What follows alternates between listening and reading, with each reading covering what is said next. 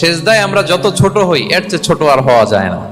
সেজদায় আমরা যতটা বিনয়ী হই একটা মানুষ এর চেয়ে বিনয়ী আর হতে পারে না। এই তো নামাজ শুরু করলাম, আল্লাহু আকবার, এরপর রুকুতে জাস্ট বো ডাউন আর হেড, মাথা একটু ঝুঁকালাম, আর সেজদায় একেবারে মাথাটারে কি করলাম, মাটিতে মিলিয়ে দিলাম। আমরা শুধু সেজদায় যে সুবহান রাব্বিয়াল আলা এটাই পড়ি, তিনবার শুধু এটাই পড়ি, কিন্তু বিষ্ণু ইসলাম সেজদায় যে আরো অনেক দোয়া পড়তেন সেগুলো কি পড়েন আপনারা?